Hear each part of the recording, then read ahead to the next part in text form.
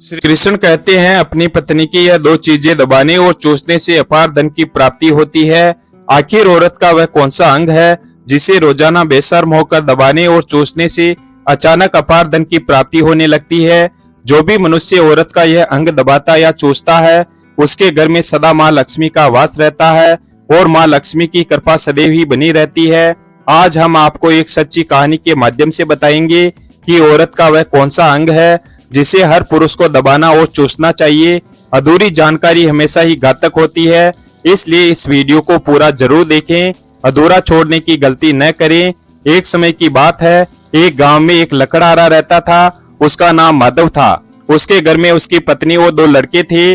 उसकी पत्नी का नाम वसुंधरा था। वह अपनी पत्नी से बहुत ही ज्यादा परेशान था क्योंकि उसकी पत्नी बात बात पर हमेशा उसे ताने मारती रहती थी और माधव से कहती थी कि तुम्हारे पास है ही क्या, घर में खाने तक को कुछ नहीं है। माधव के घर में बिल्कुल कंगाली छा गई थी। उसके पास एक भी रुपया नहीं था और उसके घर में खाने के लिए अन्न का एक दाना तक नहीं बचा था। एक तो घर में खाने के लिए कुछ नहीं और ऊपर से पत्नी के ताने। माधव बहुत परेशान हो गया था। उसे कुछ समझ नहीं आ रहा था कि अब मैं क्या करूं। रोज रोज के लड़ाई झगड़ों से वह तंग आ चुका था। फिर एक दिन की बात है, माधव अपने घर का त्याग कर जंगल के रास्ते से जा रहा था। वह रास्ता बड़ा ही सुनसान था। माधव उस रास्ते पर चल ही रहा था कि उसे एक साधु महात्मा की कुटिया दिखाई दी। माधव उस कुटिया पर पहुंच गया। वहां उसने देखा कि साधु महात्मा तपस्या में लीन थे। फिर कुछ समय बाद साधु महात्मा का तपस्या से ध्यान टूटा तो माधव उन साधु महात्मा के चरणों में गिरकर जोर जोर से रोने लगा और गिड़गिड़ाने लगा। फिर साधु ने माधव से कहा, बेटा तुम्हारा नाम क्या है और तुम्हें क्या परेशानी है, तुम क्यों रो रहे हो, आखिर तुम्हें क्या दिक्कत है। तब माधव ने कहा, हे महात्मा मेरा नाम माधव है और मेरी पत्नी का नाम वसुंधरा है। मेरी पत्नी मुझे रोजाना ताने मारती रहती है। मैं गरीब हूँ तो इसमें मेरा क्या कसूर है। कितना भी मैं कुछ कर लूं लेकिन मैं धन कमा ही नहीं पाता हूँ। मेरा एक छोटा सा लकड़ियों का धंधा था, वह भी पत्नी के रोज रोज के लड़ाई झगड़ों के कारण ठप हो गया। वह दिन रात मुझसे झगड़ा करती रहती है। अब तो मैं दाने दाने के लिए मोहताज हो गया हूँ। हमारे घर में खाने के लिए अन्न का एक दाना भी नहीं बचा है। इसके अलावा पहनने के लिए वस्त्र भी नहीं है। लेकिन मैं अपनी पत्नी को समझाता हूँ कि वह मुझे ताने ना मारे और मुझसे बेवजह झगड़ा ना करे, लेकिन वह बिल्कुल भी नहीं मानती है। हे महात्मा, इसी कारण से मैं बहुत ही ज्यादा परेशान हूँ। इसी वजह से मैं अपना घर छोड़कर आपकी शरण में आया हूँ। तब साधु ने कहा, रो मत बेटा, मैं तुम्हें एक काम बताने जा रहा हूँ जो तुम्हारी किस्मत चमका देगा। तुम्हें अपनी औरत का सिर्फ यह अंग बेशर्म होकर दबाना और चूस लेना है। अचानक तुम्हारे घर में धन की प्राप्ति होने लग जाएगी और तुम देखते ही देखते बहुत ही अमीर बन जाओगे। साधु ने कहा, जो भी पुरुष अपनी औरत का यह अंग दबाता या चूसता है उसके घर में कभी भी धन की कमी नहीं रहती है और ना ही उसके घर में लड़ाई झगड़े होते हैं। वह जो भी काम धंधा करता है उसमें हमेशा तरक्की होती रहती है। साधु ने कहा, अब मैं तुमको औरत के उन अंगों के बारे में बताने जा रहा हूँ, इसे ध्यान से सुनो और अपने जीवन में इस पर अमल करना। तब माधव साधु की बातें बड़े ही गौर से सुनता है और कहता है कि जितना जल्दी हो सके आप मुझे वह काम बता दीजिए। तब साधु माधव को एक कहानी सुनाते हैं और कहते हैं, किसी नगर में एक किसान रहता था। उसके बहुत सारे खेत थे जिस पर वह दिन रात मेहनत करता था। उस किसान के घर में वह किसान और उसकी पत्नी दोनों हंसी खुशी रहते थे।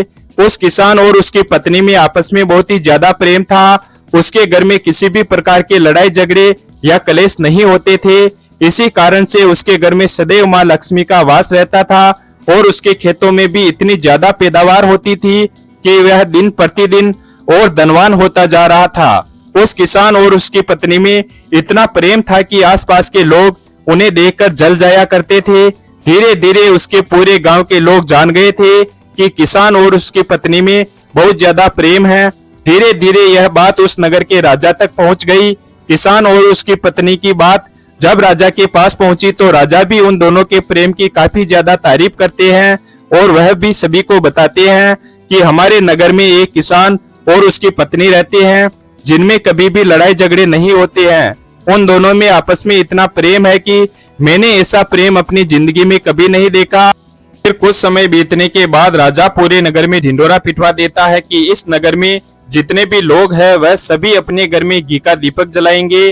फिर राजा की रानी पूछती है कि आप ऐसा क्यों कर रहे हैं, सबके घर में घी का दीपक क्यों जलवा रहे हैं। राजा अपनी रानी की बात सुनकर कहते हैं, दीपक प्रेम की निशानी होता है, जिसके घर में घी का दीपक जलता है उसके घर में सदैव ही प्रेम बना रहता है। और मैं चाहता हूं कि जो प्रेम किसान और उसकी पत्नी के बीच में है वह प्रेम हमारे पूरे नगर में रह रहे पति पत्नी के बीच हो, इसलिए मैं हर घर में घी का दीपक जलाना चाहता हूं। राजा के सैनिक जाते हैं और हर जगह नगर में ऐलान करते हैं और कहते हैं सभी के घर रात भर घी का दीपक जलना चाहिए। राजा की बात मानकर सभी नगरवासी अपने घर में दीपक जला देते हैं, लेकिन जैसे ही आधी रात होती है तो सभी के घर में दीपक बुझ जाते हैं, लेकिन किसान के घर का दीपक वैसे ही जलता रहता है। दीपक हमेशा किसान की पत्नी जलाती थी, लेकिन वह किसान की बात नहीं मानती थी। वह हमेशा अपनी मनमानी करती थी, उसका जो भी मन करता था वही काम करती थी। लेकिन किसान को इस बात से कोई भी दिक्कत नहीं होती थी, क्योंकि किसान बहुत समझदार था। किसान सोचता था यदि मैं अपनी पत्नी को रोक टोक करूंगा तो घर में बेवजह की लड़ाई झगड़े होंगे। कई चीजें किसान इस वजह से अनदेखा करता था कि उसके घर में प्रेम बना रहे। राजा अपने महल को छोड़कर पूरे नगर का नजारा देख रहे थे। उन्होंने देखा कि सारे नगर में किसी के घर में दीपक नहीं जल रहा है, लेकिन किसान के घर में दीपक जल रहा है। तब राजा अपनी रानी से कहता है कि देखो, किसान और उसकी पत्नी के घर में दीपक जगमगा रहा है, लेकिन पूरे नगर में कहीं भी दीपक नहीं जल रहा है। इसी से पता लगता है कि किसान और उसकी पत्नी में कितना प्रेम है। तब राजा की पत्नी राजा से कहती है, जो प्रेम किसान और उसकी पत्नी में है वह प्रेम किसान की पत्नी की वजह से है, और इसी वजह से उसके घर में इतना ज्यादा प्रेम है। जब राजा रानी की बात सुनता है तो कहता है कि नहीं, तुम्हारा सोचना गलत है।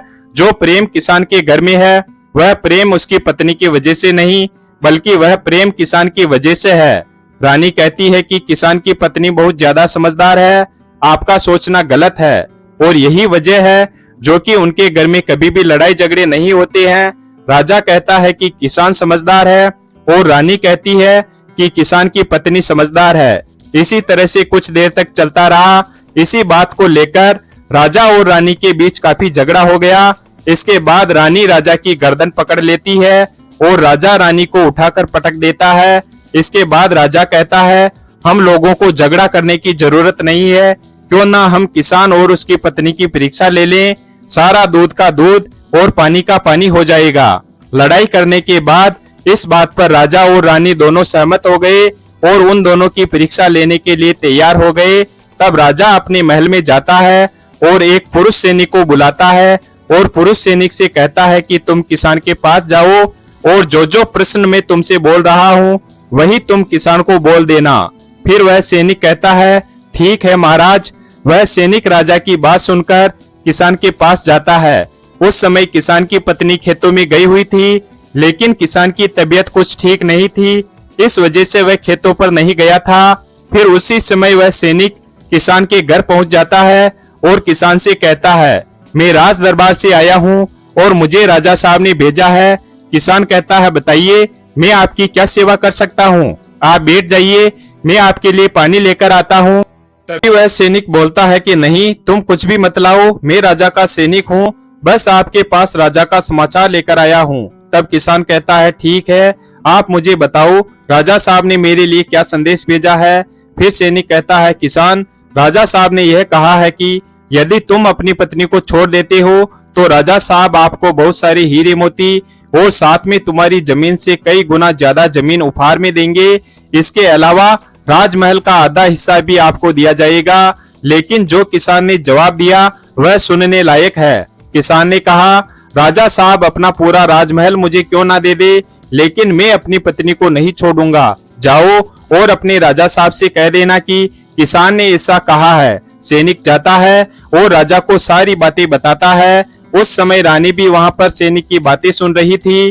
फिर बातें सुनने के बाद रानी ने राजा से कहा, आपने किसान की तो परीक्षा ले ली, लेकिन किसान की पत्नी की परीक्षा नहीं ली। इस तरह से हम कैसे पता कर सकते हैं कि कौन समझदार है। इसके बाद रानी ने कहा कि अब मैं भी किसान की पत्नी की परीक्षा लेना चाहती हूँ। जब दोनों की परीक्षा हो जाएगी तभी पता चलेगा कि कौन समझदार है। फिर रानी ने भी एक सैनिक को बुलाया और कहा कि मेरी बात किसान की पत्नी को बोलना, और याद रखना यह बात तभी बताना जब किसान वहां पर ना हो। सैनिक ने पूछा कि रानी साहिबा क्या बात बतानी है, वह तो बताओ। तब रानी ने सैनिक को सारी बात बता दी। सैनिक किसान के घर जाता है और उसके घर में आवाज लगाता है, तो उसके घर से किसान की पत्नी निकल कर आती है और कहती है, बताओ क्या हुआ, क्यों ढिंडोरा पीट रहे हो।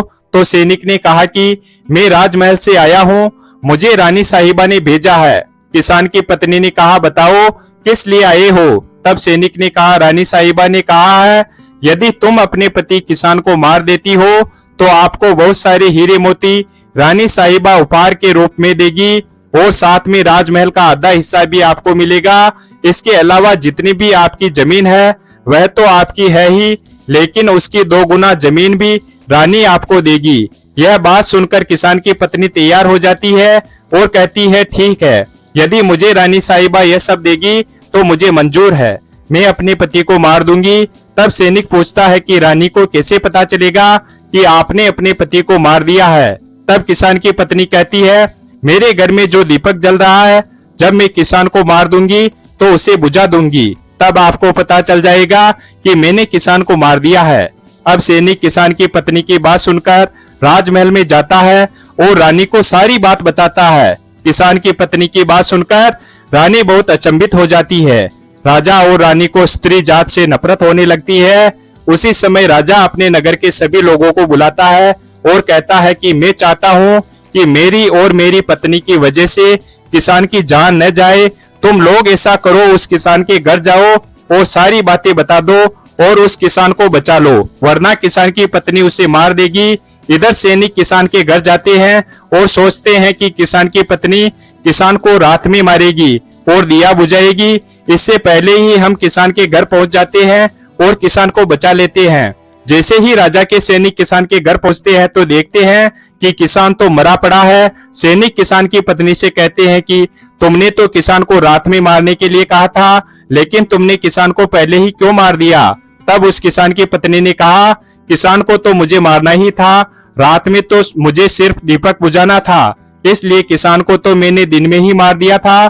फिर सभी सैनिक तुरंत किसान के घर से दौड़े दौड़े जाते हैं और राजा और रानी को सारी बातें बताते हैं। राजा और रानी क्रोध से आग बबूला हो जाते हैं। इसके बाद राजा और रानी किसान की पत्नी को बंदी बनाकर लाने के लिए अपने सैनिकों से कहते हैं। सैनिक जाते हैं और किसान की पत्नी को बंदी बनाकर ले आते हैं। फिर राजा किसान की पत्नी से पूछता है, ऐसा तुमने क्यों किया, तुम लालची औरत हो, तुम्हें पैसों से प्यार है। तभी किसान की पत्नी ने जवाब दिया और बताया कि मुझे तो किसान को पहले ही मारना था, वह तो मैं कोई बहाना ढूंढ रही थी, क्योंकि किसान की आदत बहुत खराब थी, वह मेरे साथ बहुत खराब व्यवहार किया करता था। फिर राजा ने पूछा, किसान तुम्हारे साथ ऐसा क्या करता था। तो किसान की पत्नी ने जवाब दिया कि वह मेरे नाक का ऊपरी हिस्सा अपनी उंगली से हमेशा दबाया करता था। इसके अलावा किसान एक काम और मेरे साथ करता था, वह किसान मेरे कान का पिछला हिस्सा अक्सर अपनी जीभ से स्पर्श किया करता था। फिर राजा ने पूछा, यह बताओ, जब तुम लोग गरीब थे तब क्या किसान तुम्हारे साथ यह काम करता था।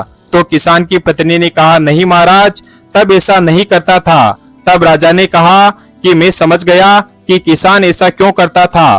फिर उस साधु महात्मा ने माधव से पूछा, तो तुम्हें कुछ समझ में आया, औरत का कौन सा अंग दबाने तथा चूसने से लोगों को अचानक धन की प्राप्ति होती है। तो माधव ने कहा, नहीं महात्मा, मुझे अभी भी समझ में नहीं आया। तब साधु महात्मा ने कहा, अगर अभी भी समझ नहीं आया तो मैं एक बार फिर से बताता हूँ।